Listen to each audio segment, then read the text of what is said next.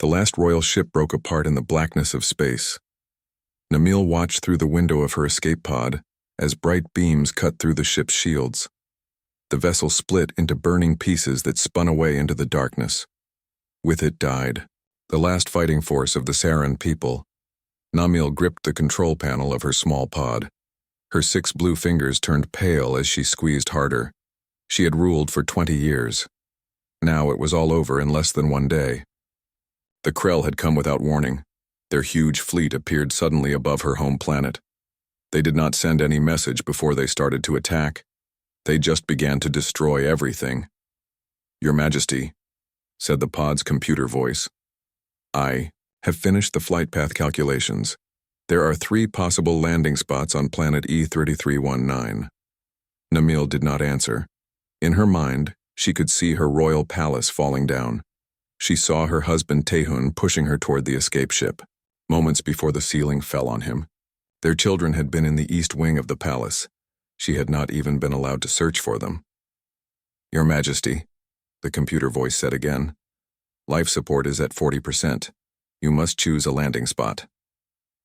"Choose the one with the fewest Krell," Namil finally said. Her voice was empty. Option 3 selected. Remote settlement area. Very little technology. Native species are pre-space travel. Warning. Main species called human is unpredictable but not hostile. The Queen of Nothing leaned back in her chair and closed her inner eyelids. It does not matter. Nothing matters anymore. Outside her viewport, stars streaked by as the pod changed course. It now headed toward a blue-green world. Inside, the last royal member of a dying people fell into troubled sleep. She dreamed of burning palaces and children crying out names she could no longer answer to. When Namil woke, the pod was shaking. Red warning lights flashed across the control panel. The computer voice spoke quickly. Emergency landing sequence started. "Atmosphere entry in 30 seconds. Prepare for high turbulence." Namil pulled the safety straps tighter across her body. Her 4 eyes blinked rapidly as she tried to focus. Through the viewport, she could see fire starting to form around the edges of the pod. They were entering the planet's atmosphere too fast. Hull temperature rising beyond safe levels, the computer reported. Main guidance system failing, switching to backup. The pod shook harder. Namil felt her teeth rattle. One of the screens on the control panel exploded in a shower of sparks. The smell of burning electronics filled the small space. "Impact in 90 seconds, the computer voice said, now sounding distorted. "Chance of survival, 62%. Namil thought about letting go of the straps, about joining her family and her people in death. It would be easy. Perhaps it was what she deserved, having failed to protect them all. But something inside her refused to give up. Some stubborn part of the royal training that had been drilled into her since birth. A queen faces death with dignity but never seeks it out. A queen survives to lead again. "Even a queen without a kingdom," she whispered to herself. The pod broke through the cloud layer. Below, Namil could see a vast green landscape. Fields and forests stretched out under the morning sun of this alien world. In the distance, mountains rose up against a clear blue sky. "Impact in 30 seconds, the computer warned. Deploying emergency landing measures. The pod fired its remaining thrusters, trying to slow down. Parachutes burst from the rear section, instantly tearing away in the high-speed descent. Namil braced herself, gripping the armrests of her seat. "Emergency! All systems failing!" "Brace for—" The computer voice cut off as the pod smashed through a line of trees. The viewport cracked. Namil's head snapped forward, then back. The pod bounced once, twice, then dug a deep furrow through soft earth before slamming into something solid. Everything went dark. Pain woke her. Dull, throbbing pain in her head, sharp stabbing pain in her left leg. Namil opened her eyes slowly, first the upper pair, then the lower. The pod was dark except for a few emergency lights casting a pale blue glow. Outside, through the cracked viewport, she could see sunlight filtering through trees. "Computer, status report," she croaked. No answer came. The system was dead. Namil tried to move and gasped as pain shot through her leg. Looking down, she saw that a piece of the control panel had broken off and pinned her lower leg. Blood deep blue against her light blue skin, seeped around the metal shard. Not how a queen should die, she muttered. Trapped in a box on a primitive world. With effort, she reached for the emergency kit stored beside her seat. Her fingers found the handle and pulled it free. Inside was a medical scanner, emergency rations, a universal translator, and a small energy weapon. The scanner showed that her leg was broken, but no major arteries were cut. She would not bleed to death, at least. Using a pain-blocking spray from the kit, Namil numbed her leg enough to pull it free from the debris. She winced as she applied healing gel to the wound and wrapped it in a pressure bandage. The pod's main door was jammed. Namil had to use the emergency release, blowing the small explosive bolts that held it in place. The door flew off with a bang, letting in fresh air and bright sunlight. The sudden light made all four of her eyes blink rapidly. The air smelled strange, rich with plant life unlike anything on her homeworld. Sounds of unknown creatures called from the nearby trees. Using the seat and walls for support, Namil pulled herself toward the door. Her injured leg dragged behind her. When she reached the opening, she looked out at her new surroundings. The pod had crashed in a small clearing in a forest. Trees with green leaves stood tall all around. Small flying creatures darted among the branches. The ground was covered with soft plants.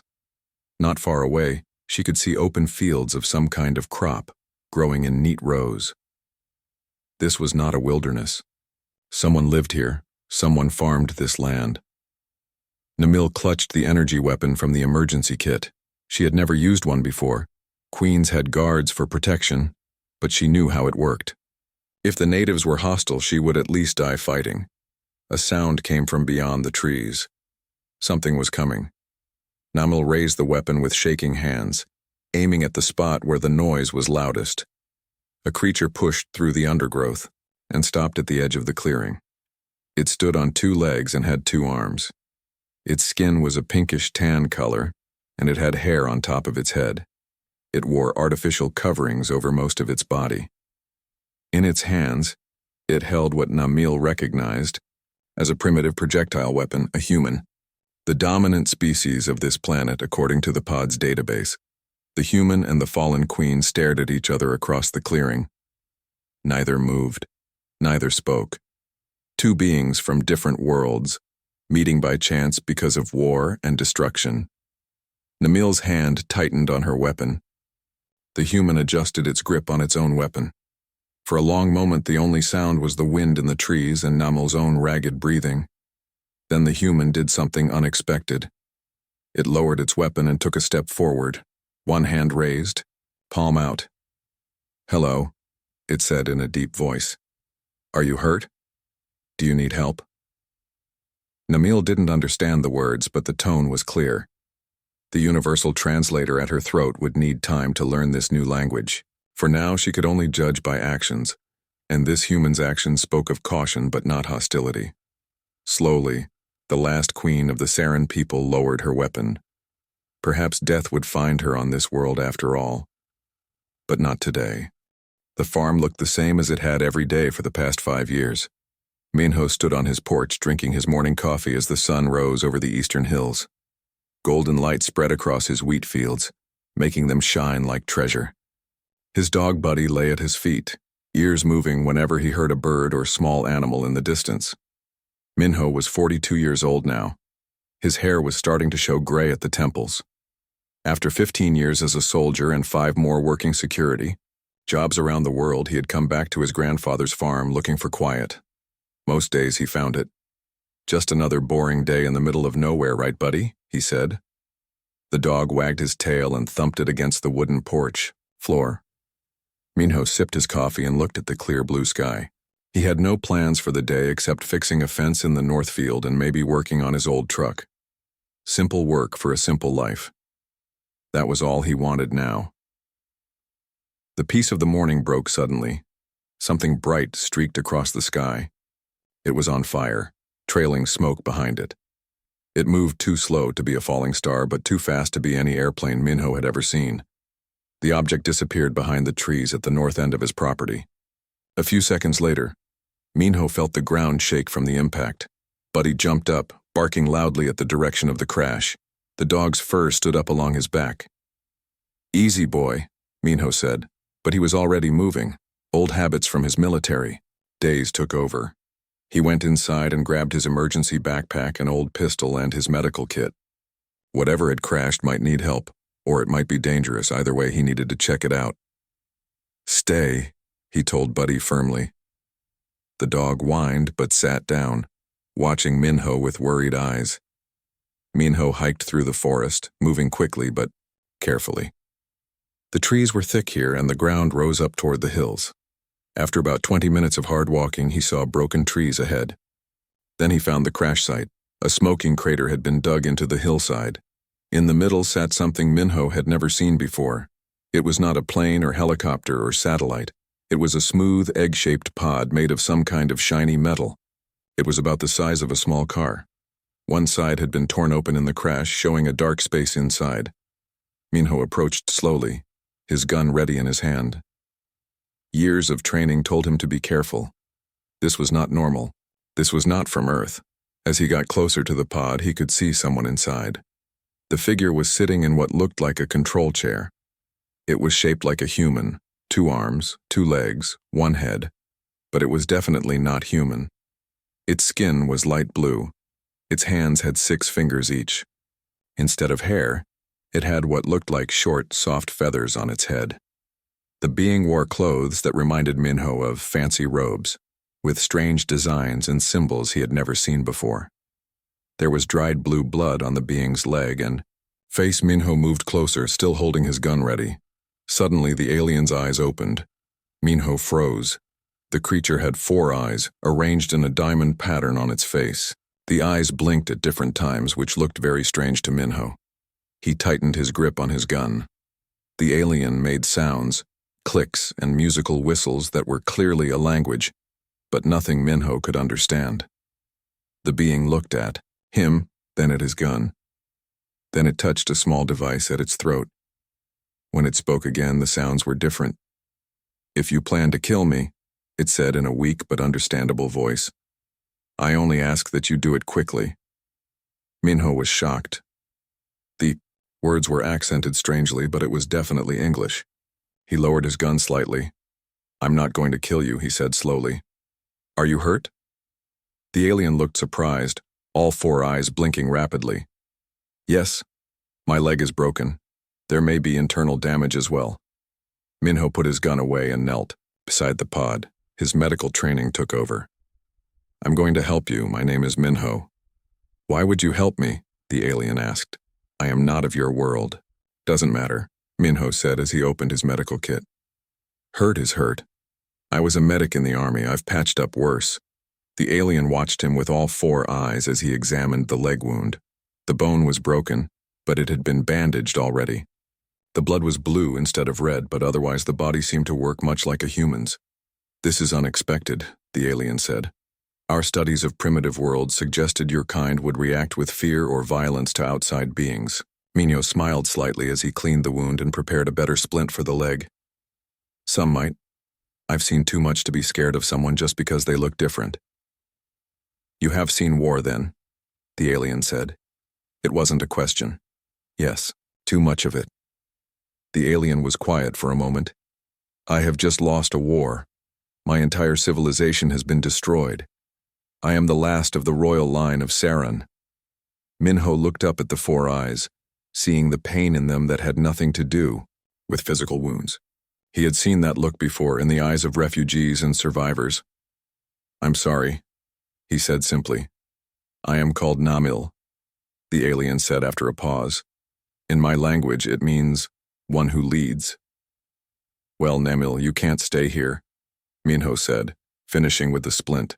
"It's going to rain tonight and your pod is half broken open. Can you walk?" "Not on this leg." "Then I'll carry you to my house. It's not far." Namil's head feathers rose up in what might have been surprise. "You would take me into your dwelling? I could be dangerous. I could carry diseases. I could—" "Are you planning to hurt me?" Minho interrupted. "No." "Then we're good. Hold still, this might hurt." Minho carefully lifted the alien from the broken pod. Namil was lighter than a human of the same size would be. but still heavy enough to make the walk back challenging. He picked up a small bag of items that Namil indicated were important. Some kind of medical device, a weapon, and the translator device from her throat. As they left the crash site, Namil looked back at the pod. "That was the last piece of my civilization," she said quietly. "The last technology of the Saren. We'll come back for anything important when you're healed," Minho promised.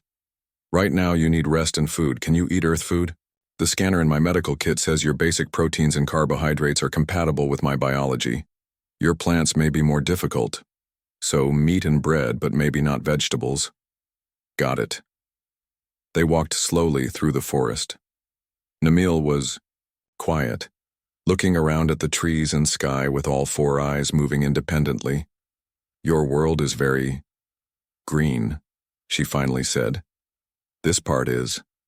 There are deserts and mountains and oceans too. It reminds me of the summer palace on Saren, before the Krell came." Minho didn't ask who the Krell were. He could guess. Everyone who had seen war knew there were always those who came to destroy what others had built. As they neared the edge of the forest, Minho's farmhouse came into view across the field. It was an old two-story house with a wide porch. A red barn stood nearby and fields of wheat stretched out beyond. "It's not much," Minho said, "but it's quiet and safe." Namil didn't respond. Her eyes were fixed on something else. Buddy had ignored the order to stay and was racing across the field toward them, barking excitedly. "That's just my dog, Buddy," Minho explained quickly. "He's friendly. He won't hurt you." "Dog?" Namil repeated the unfamiliar word. "An animal, a companion. He helps with the farm and keeps me company." Buddy reached them and circled excitedly, sniffing at Namil's strange scent. The alien tensed in Minho's arms. "Is it going to attack?" "No, he's just curious. Here, let him smell your hand so he knows you're a friend." Carefully, Namil extended one 6-fingered hand. Buddy sniffed it thoroughly, then licked it. The alien pulled back in surprise. "It put its tongue on me." Minho laughed. "That means he likes you. Come on, let's get you inside. I think both of us could use some coffee." "Coffee? Trust me, it's one of the best things about Earth." As they walked toward the farmhouse, Buddy running circles around them, Namil looked up at the human carrying her. "You are a strange being, Minho. On my world, a fallen queen would be captured or killed by enemy forces, not carried to safety and offered coffee." Minho shrugged. "Like I said, I've seen too much war. Figured it was time to try something different." The sun climbed, higher as they reached the house. A new day on Earth had begun, and with it a strange new chapter in both their lives. Namil sat at the wooden table in Minho's kitchen. 3 days had passed since the human had carried her from the crash site to his home. Her leg still hurt, but the pain was less now. The medicine Minho had given her helped, even though it was made for humans. The morning sun came through the windows, making pools of light on the floor. Namil watched as Minho moved around the kitchen. He was making breakfast. The smell was strange, but not bad. "How is your leg today?" Minho asked as he put a plate of food in front of her. Namil looked down at the food. Eggs and something called toast. She had tried them yesterday and found she could eat them without problems. "Better," she said. "The swelling has gone down. Your medicine is simple but effective." Minho sat down across from her with his own plate. The dog, Buddy, lay on the floor between them, watching Namil with careful eyes. The animal still did not fully trust her, but it no longer barked when she moved. "I learned field medicine in the army," Minho explained. "Had to patch up all kinds of wounds with whatever was available." Namil picked up her fork with 6 blue fingers. She was still getting used to earth-eating tools. "Your knowledge seems advanced for what you call a primitive world." "Earth has its own kind of technology," Minho said. "We're just on a different path than your people." Namil ate slowly, thinking about this. The Saran had always looked down on non-space traveling worlds. They thought such planets had nothing to offer. But this human had saved her life with his primitive knowledge. "I should leave soon." Namil said suddenly. The Krell may track my pod. They will destroy anything connected to Saren. Minho did not look worried. You can barely walk. Where would you go? I do not know. But I will not bring danger to someone who helped me. The way I see it, Minho said calmly. If these Krell are as powerful as you say, nowhere on Earth is safe if they really want to find you. Might as well heal up first, then decide what to do. Namil's 4 eyes blinked in different patterns. Humans were strange. On her world, the safety of the group always came before the safety of one person, even a queen. Your home is pleasant, she admitted, looking around at the simple but solid farmhouse. Very different from the royal palace, but there is something good about its simplicity. Nothing fancy here, Minho agreed. Just what I need and not much more. After breakfast, Minho helped Namil to the porch. He had made her a crutch from a tree branch and she was learning to use it. The steps were hard, but she refused to be carried again. A queen must show strength, even when no one was left to see it. They sat on chairs on the wide wooden porch. The view spread out before them, golden wheat fields, green trees in the distance, and blue sky above. In the fields, machines moved by themselves, following patterns Minho had programmed. Your auto-harvesters are more advanced than I expected, Namil commented. Old equipment I've fixed up over the years, Minho said. Nothing special by your standards, I'm sure. Different, not lesser, Namil corrected. On my world, we focused so much on space travel and weapons that we lost some simpler things. Many of our foods were made in labs, not grown in soil. Buddy came out and sat near Minho's feet, still watching Namil. The dog seemed to be always alert when she was around. He's protecting you, Namil observed. He thinks I might be dangerous. He's just careful with new people, Minho said. He'll get used to you. What is the purpose of keeping such an animal? Does it help with the farm work? Minho smiled. Some dogs do. Buddy mostly keeps me company. Before the machines, he helped herd the sheep I used to keep. Companionship, Namil repeated. The word felt strange. On my world, a queen had servants, and guards and advisors, but no companions. Sounds lonely. Namil looked away. A queen's duty is to her people, not to herself. They were quiet for a while. Minho drank his coffee while Namil watched the clouds move across the sky. Earth's sky was lighter blue than Saren's, its clouds whiter. I need to go back to my pod, Namil said. There are things there I should get before the weather damages them. We can go tomorrow if your leg feels strong enough, Minho offered. I can bring the truck up as close as possible to make it easier. Truck? My vehicle. You saw it in the barn. Namil remembered the large metal machine she had seen. It had wheels and a space for carrying things. Very basic compared to Saren hover transports, but it would serve the purpose. The next day, Minho drove Namil to the edge of the forest nearest the crash site. The truck bounced on the uneven ground, making Namil hold tightly to the door handle. The engine was loud and it burned some kind of fossil fuel, inefficient but effective enough. Buddy came with them, riding in the back of the truck. When they stopped, the dog jumped out and ran ahead as if scouting the way. He's excited, Minho explained as he helped Namil out. He doesn't get to explore the forest much. The walk to the pod was difficult with the crutch, but Namil refused help. When they reached the crash site, she saw that rain had indeed gotten into the pod. Some of the control panels were wet. The main systems are dead anyway, she said as she climbed carefully inside. But there are things I need. She gathered what was left of her emergency supplies, a medical scanner that still worked, a data crystal containing Saren history and science, a small device that could detect Krell ship signatures, and a pendant, the royal seal of her family line, passed down for 20 generations. This is all that remains of a civilization that spanned 90 star systems, she said quietly, holding the items in a small bag Minho had brought. Thousands of years of history, billions of people, all gone in a single day. Minho didn't offer empty words of comfort. He simply nodded, understanding the weight of what she said. He had seen his own share of loss, though not on such a scale. What will you do with the pod? He asked. Should we try to hide it?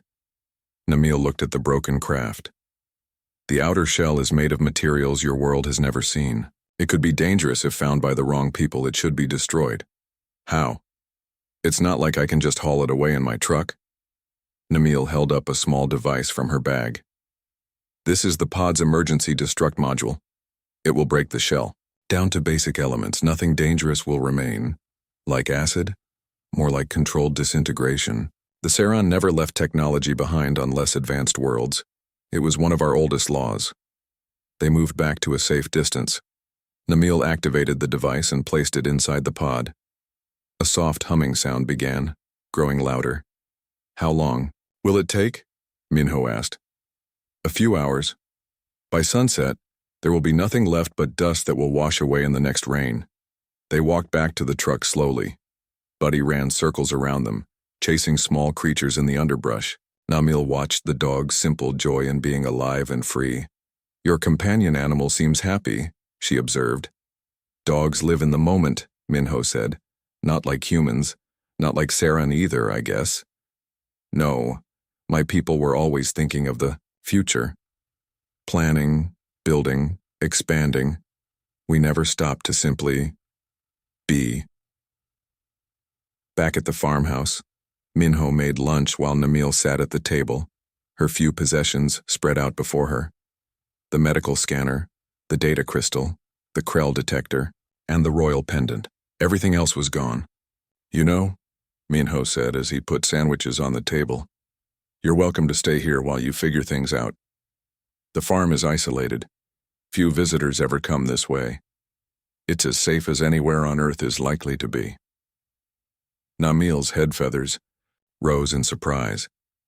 You would offer shelter to an alien queen? One who might bring danger to your door? Minho sat down across from her. I offered shelter to someone who needed it. Queen or not doesn't matter much here. Why? What do you gain? Not everything is about gain, Minho said simply. Sometimes it's just about doing what's right. Namil picked up the sandwich carefully. This was a new food for her. Your world has strange ideas, Minho, but perhaps I have time to learn them now. I have nothing but time.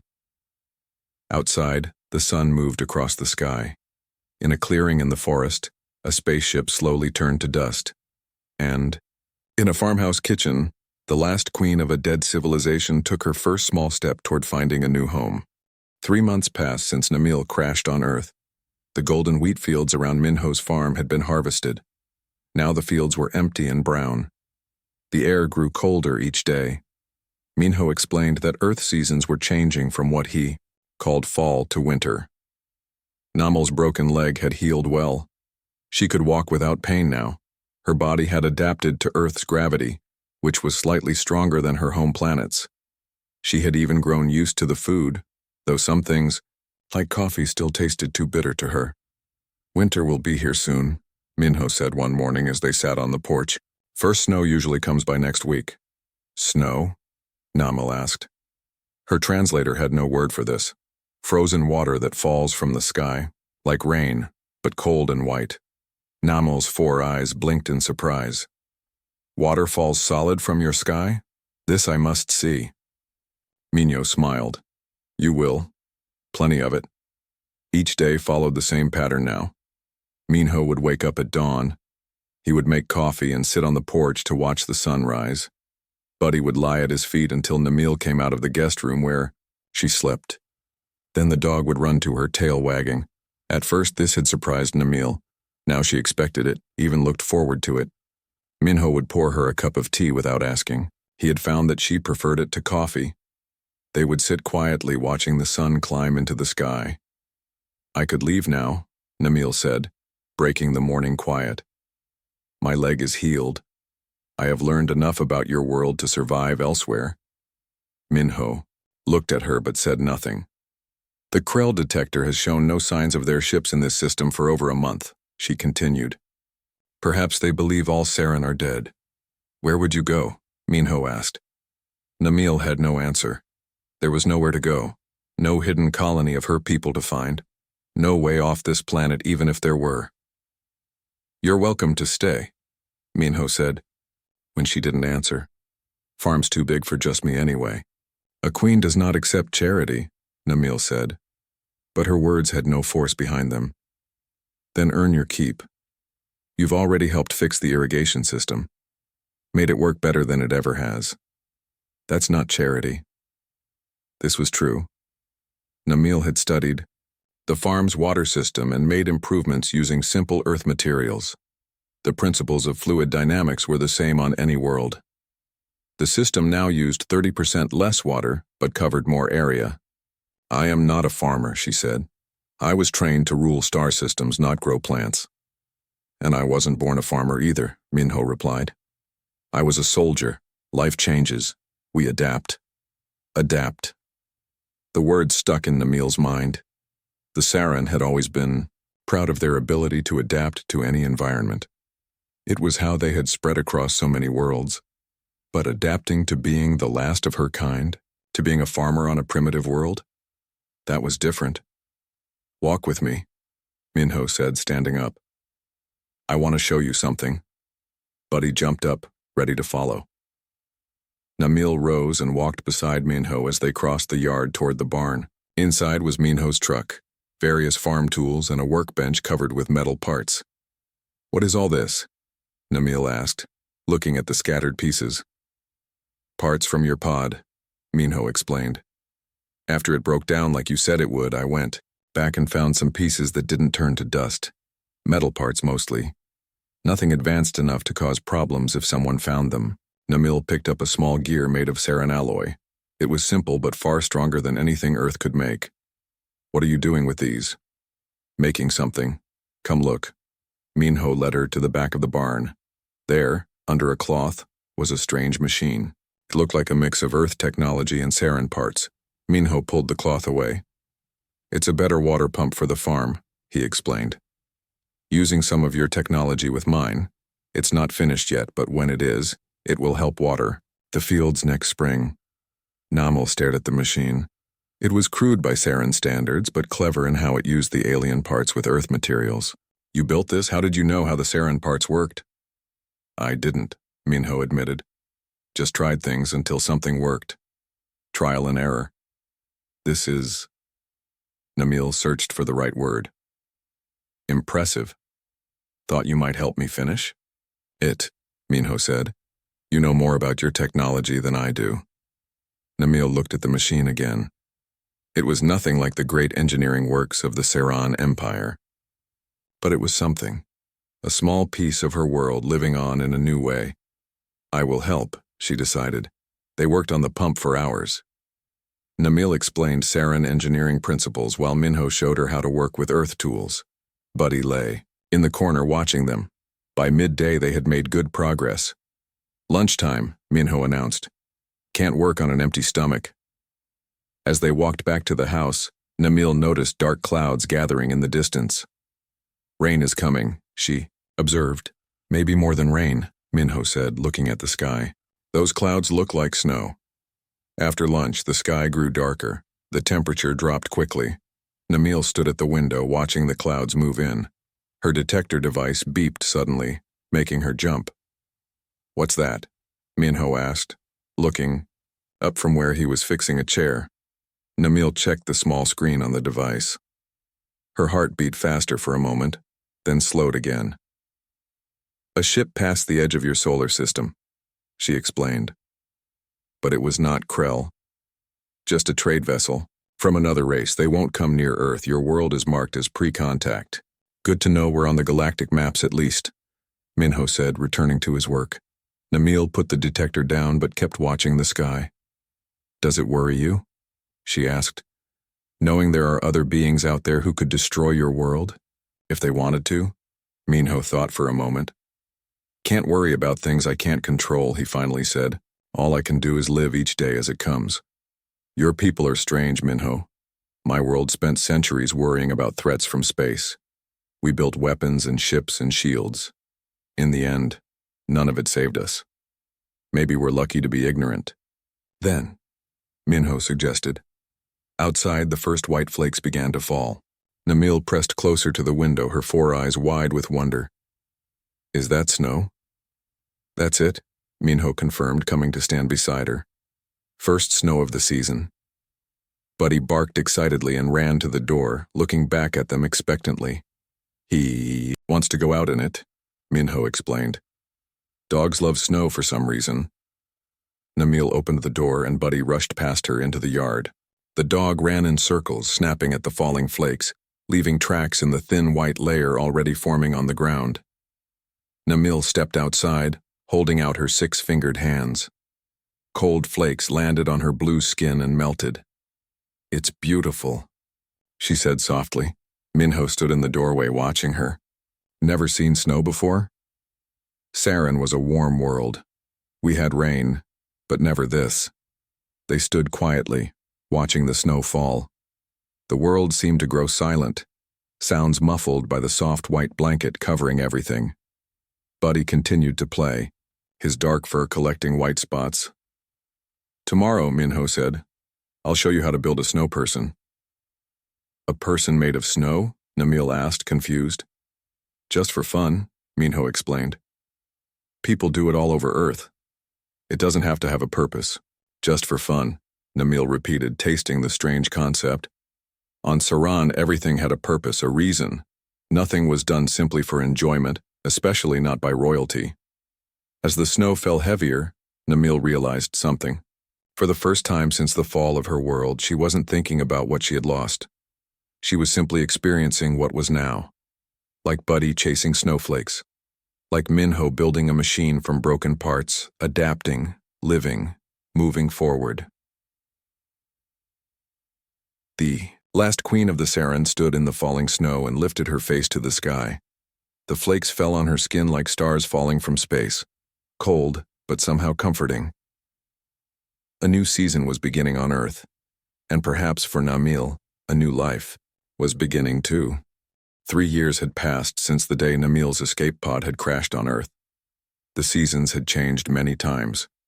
Namil had seen the snow come and go, watched the fields turn green, then golden, then brown again.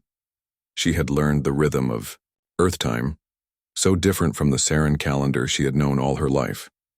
Today marked exactly 3 Earth years since her arrival. Namil stood outside her small cabin watching the sunrise.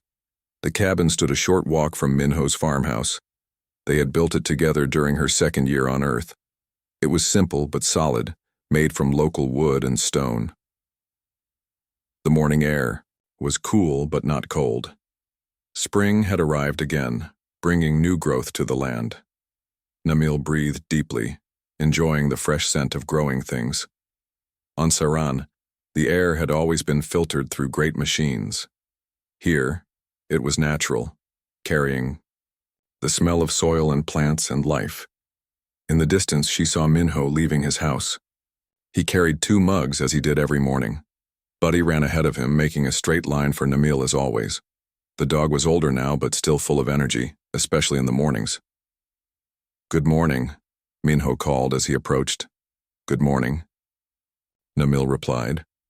Her English had improved greatly. She rarely needed her translator device now. Her accent was still there, but Minho said he liked the way she spoke. Buddy reached her first, circling her legs excitedly. Namil bent down to rub his head, exactly where he liked it most. The dog leaned against her blue hand, his tail wagging happily. 3 years today, Minho said as he handed her a mug of tea. He remembered the anniversary too. Yes. In Saren tradition, 3 cycles marks the end of mourning, Namil explained. After 3 cycles, we are encouraged to move forward to find new paths. Good tradition, Minho nodded. Practical. They sipped their drinks in comfortable silence. The sun climbed higher, spreading light across the fields. The wheat was just beginning to grow, small green shoots pushing up from the dark soil. The irrigation system they had built together worked perfectly, spreading water evenly across the land. The farm had changed in 3 years. Using Namil's knowledge and Minho's practical skills, they had improved many things. The pump they built from Saren parts worked better than any Earth-made machine. The farm produced more food with less work now. Nearby farmers had noticed. They asked Minho how he did it. He explained what he could without mentioning alien technology. Soon, other farms in the area started using similar systems. Namal had become what Minho called a consultant, helping design water systems for several local farms. No one questioned her blue skin or 4 eyes too closely. Minho had told them she had a rare genetic condition, and people accepted this. Explanation: the eastern field looks good this year, Minho commented. That new seed variety is working well. The soil balance is better too, Namil added. The mineral supplements helped. This was their life now, talking about crops and weather, so different from discussing star system politics and fleet movements as she once had. I had a dream last night, Namal said suddenly. Not about Saran, not about the war or the royal palace or my lost family. Minho waited, giving her time to continue. I dreamed about this place, about the farm and the fields. In my dream, I was worried about rain for the crops. She paused. I have become a farmer, Minho. Me, the last queen of the Saran collective. Is that a bad thing? He asked. Namil considered the question. Once I would have thought so. Now I am not sure. There is peace here, purpose. Those were rare even for a queen. Buddy pushed his head under her hand, demanding more attention. Namil scratched behind his ears, smiling at his simple joy. My people always looked down on agricultural worlds, she continued. We thought growing food was primitive work, best left to machines or lesser species. But there is something good about helping things grow, about working with the land instead of just taking from it. A beeping sound came from inside Namil's cabin.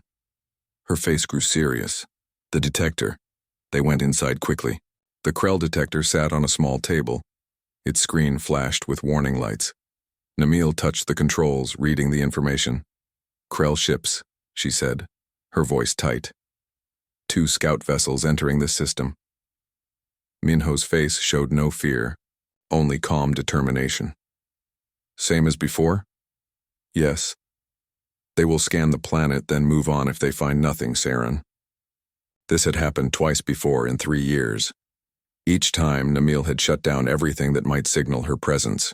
They had hidden in the root cellar beneath Minho's house, where the Earth blocked any scan that might detect Namil's alien biology. Buddy had stayed with them, somehow understanding the need for silence. How long do we have? Minho asked. 3 hours before they are close enough to scan. They will likely stay in the system for 1 day at most. They moved with practiced efficiency.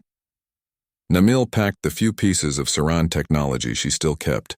Minho prepared the cellar with water and food. Buddy watched them, sensing their tension. By noon, they were in the cellar. The space was small but not uncomfortable. Minho had improved it after the first Krell visit, adding better lighting and ventilation that couldn't be detected from orbit. Adimwai, you think they will ever stop looking? Minho asked as they sat in the dim light. Perhaps. The Krell are thorough but not infinite. They have other enemies besides the Saran, other worlds to conquer. Good to know we're not special, Minho said with a small smile. Hours passed slowly. Buddy lay between them, his head on Namil's lap. The dog had insisted on this position during each hiding, as if protecting her personally. He knows you're the one they're looking for, Minho observed, watching the dog. Animals can sense things we can't. He is a good guardian, Namil said, stroking Buddy's fur. On Saran, I had 100 royal guards. None were as loyal as this simple Earth creature. When night fell, the detector showed the Krell ships moving away from Earth. They had found nothing of interest on this primitive world. No sign of Saran technology or biology. Earth was safe for now. Namil was safe. They emerged from the cellar under a star-filled sky. Namil looked up, wondering if she could see the ships that had once hunted her. But they were just 2 more, points of light among billions. 8 months since their last visit, Minho noted. The time between searches gets longer. Maybe they're giving up. Perhaps, Namil agreed. Or perhaps they are simply confident they have killed all Saran. They walked back toward their homes. The night air was cool after the warm cellar. Buddy ran ahead, happy to be outside again. In Saran culture, Namil said as they walked, we have a saying. The stars remember even when people forget.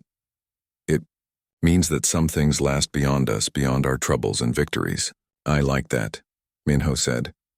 When they reached Namil's cabin, they stopped. Minho looked at her in the starlight, her blue skin silver in the moonlight. You know, he said slowly, humans have different ideas about family than your people did. For us, family isn't just about who shares your blood. It's about who waits for you every morning, who stays with you when bad times come. Namil looked at the human who had saved her life, given her a home, helped her build a new life. She looked at Buddy, who had waited outside her door every morning for 3 years, at the small cabin she had built with her own hands.